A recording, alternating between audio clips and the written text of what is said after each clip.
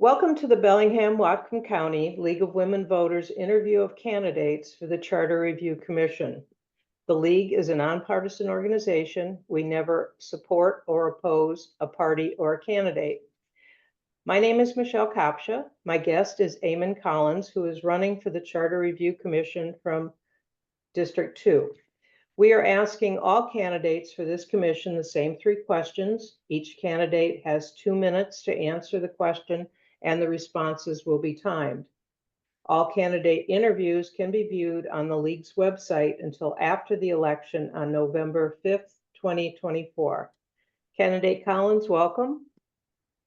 Thank you. Thank you very much for agreeing to this interview and for seeking to serve in public office. My first question to you is, what should voters know about you that differentiates you from other Charter Review Commission candidates in your district? Yeah, well, first of all, I mean, a lot of great people stepped up to run in District 2. It's exciting to get to run in a multi-member race where voters won't have to pick just one. It's going to allow, I think, truer representation of the preferences of voters across this district. I guess two things come to mind. I have experience writing and negotiating bipartisan legislation, and I have young children. I have a 4-year-old and a 1-year-old.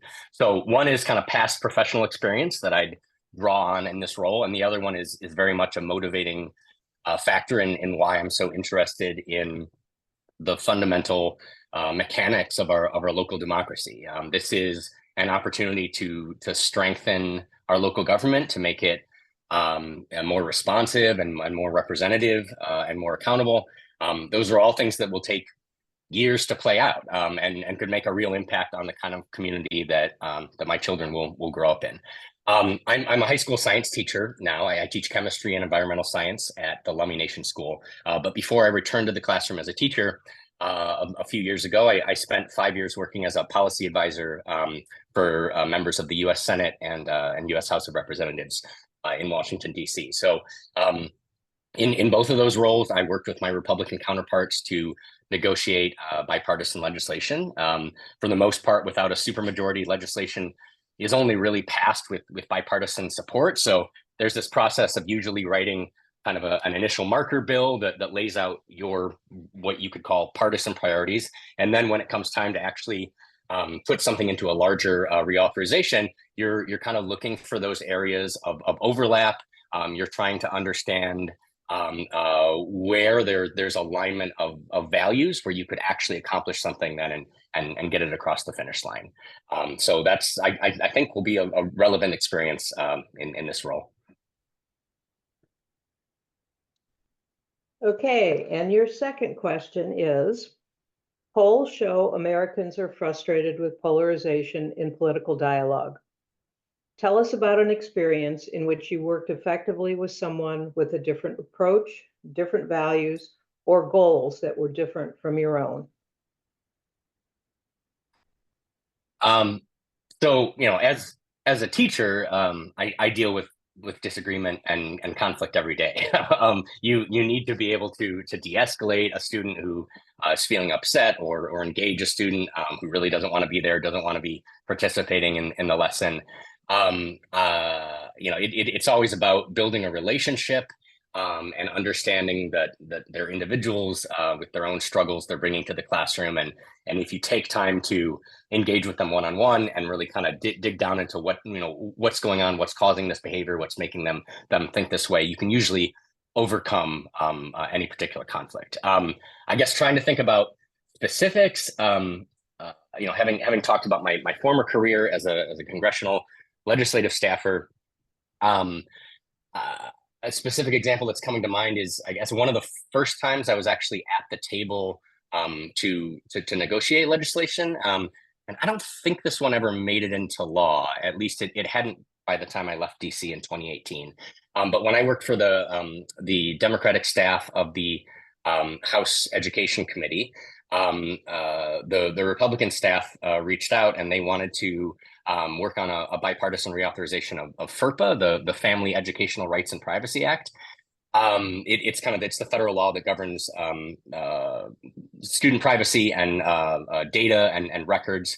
And I remember a takeaway from that experience for me was that while like we were coming to the table with very different priorities. There was kind of on the Republican side, there was a skepticism of kind of big brother government tracking data, and that wasn't there on the Democratic side.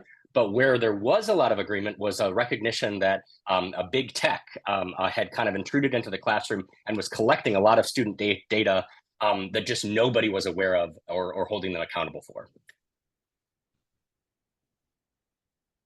Okay, your final question. If elected, what issues would you focus on during the charter review process? Yeah, so the Charter Review Commission isn't the place that we can work on policy issues really, like housing affordability, something that I spend a lot of time on, or climate change. But it's where we can address the fundamental mechanisms of our local democracy, like how we vote, when we vote, the structure of our local government, the number of council districts, the balance of power between the executive and the council. So overall, I would be going into this looking for how we can really find some nonpartisan improvements that make our county government more representative, more responsive, and more accountable. So like the really at the top of my list, and I think a lot of folks, is the opportunity to advance ranked choice voting, where instead of just picking a single candidate, you get to kind of list your preferences, and it allows you to much more fully capture the nuance of voters' preferences and priorities. Bellingham had a mayoral and a city council at large race last year that were really crowded. A lot of good folks stepped up, and I'm sure I was not the only voter who was saying like, oh, I'm most closely aligned with this candidate, but I'm going to cast my vote for this other candidate because I think my favorite is unlikely to win.